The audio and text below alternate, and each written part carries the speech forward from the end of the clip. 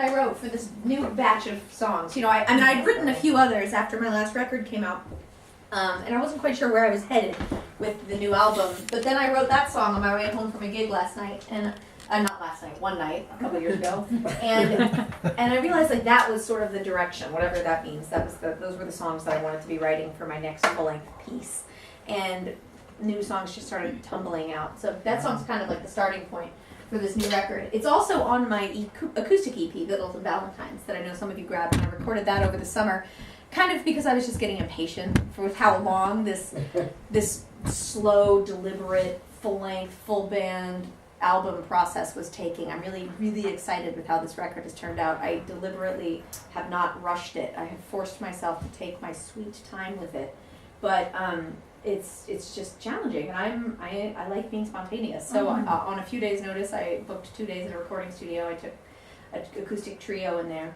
and we recorded 6 songs, 2 new ones, 2 old ones, and 2 cover songs. And that was one of the new songs that we recorded. So that's out there in the lobby. Also, if I mentioned earlier, I have this Lobby Quest thing going on. I am selling copies of my newest record in advance to people who want to hear it, and that's how I'm paying for it. I see some nods. I know some of you have already participated in the program. And to be honest, I was going to shut it down last week, but it seemed like an inappropriate time, because so many people I know are currently in mourning over the national election. It seemed like an inappropriate time to like post one last sales pitch about like, last chance to hop on board the Lobby Quest, truth, train's leaving the station. So I've just kind of like let it lie there. It's just like suspended, but it is going to go down soon. But if you're interested in pre-ordering your copy of the record, you still can for a few more days, and I would love for you to consider it, because we still need a little support. I've got these cards out there. They have a picture of my face. I think I look very desperate in this photo. And the website is lobbyquest.com, and there are just all sorts of different levels that you can support at and get different prizes. I am not above bribery. So all the different ways that I will bribe you to help me make this album are outlined on the back. I'm going to play another tune that is on the Vittles and Valentines EP. Where's my cable? This is a song that I love that I did not write.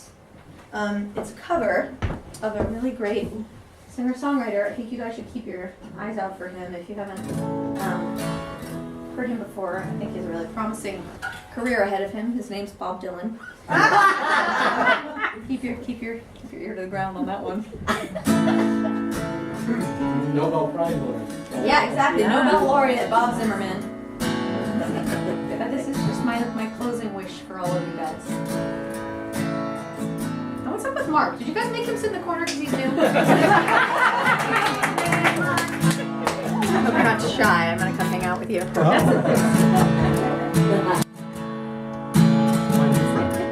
May God bless and keep you always. May your wishes all come true. May you always do for others and let others do for you.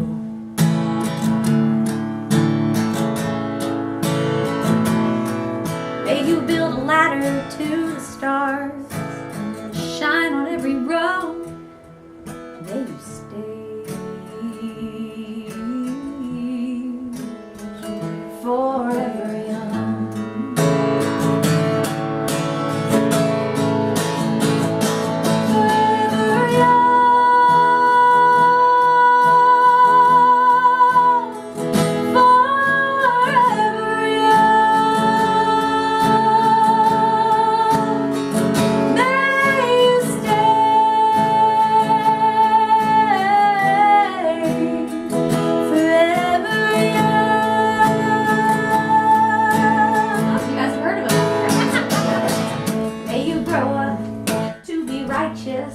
May you grow up to be true. May you always know the truth and see the light surrounding you.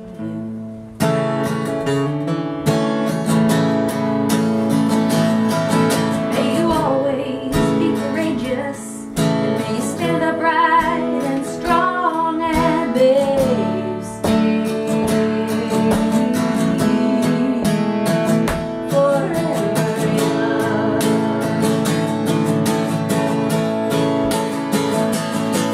Forever young.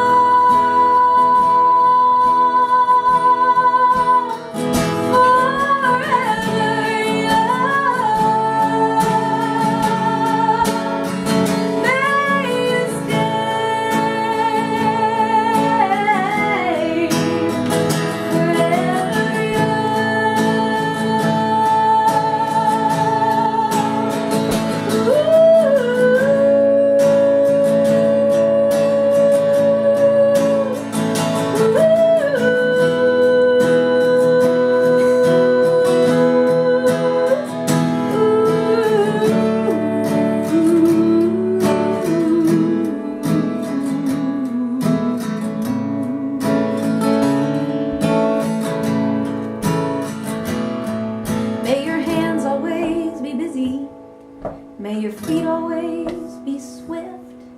May you have a strong foundation for when the winds of changes shift.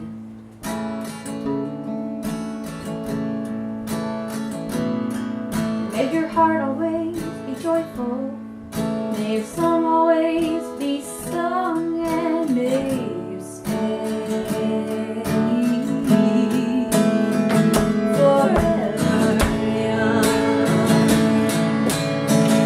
Sing with me. Forever young. Forever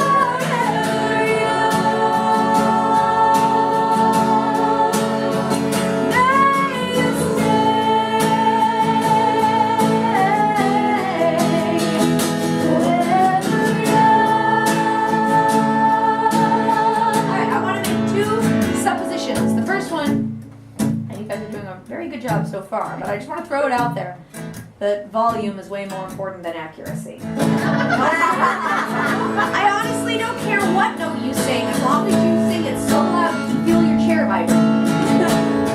And the second thing I want to say is that the universe is enormous, and time is expansive and vast.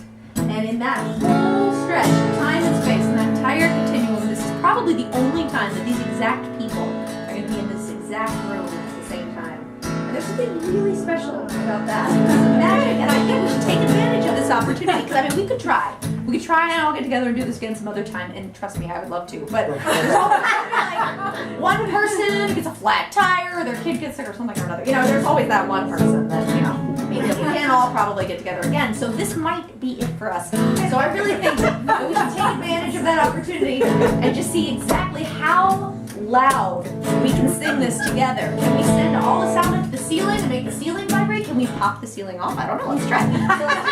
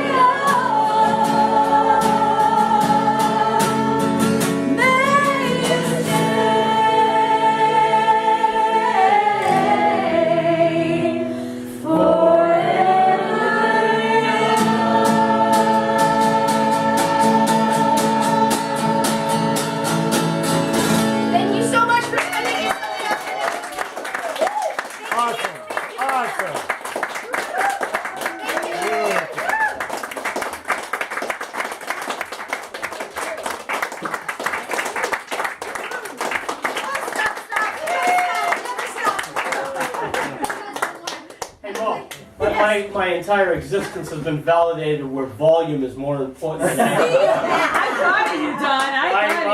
My entire... So true. You are amazing. Thank you. You're amazing. It really is an incredible act to truly, temporarily or semi-permanently transform your living room into a nightclub, and not only help hardworking unknown folk singers earn the money they need to get from point A to B, which is absolutely happening right now, but also just to create a space where people can come together and share community. That has become so clear to me in the past few years that is my mission with music. It's not about me channeling my emotions or working through my joy and my grief and creating songs, although that is a part of it. It's me interpreting how I see the world and trying to create works that may be helpful to other people in processing their world, but the event of it, the performance, and bringing together a community. I realized after being on The Voice, funny enough, a lot about what I don't want in a career as a professional musician. And I realized, the difference between the entertainment industry and the folk music industry.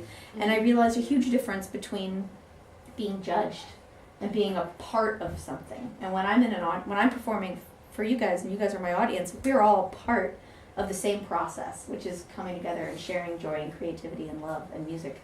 And, for me being on the show and for me, kind of being in the belly of the entertainment industry beast, I really learned what it is to feel judged. And since I did that show, I have, not that I really ever had much stage fright, but there's nothing to be afraid of, you know, because we're all on the same team. So anyhow, this has been an absolute joy.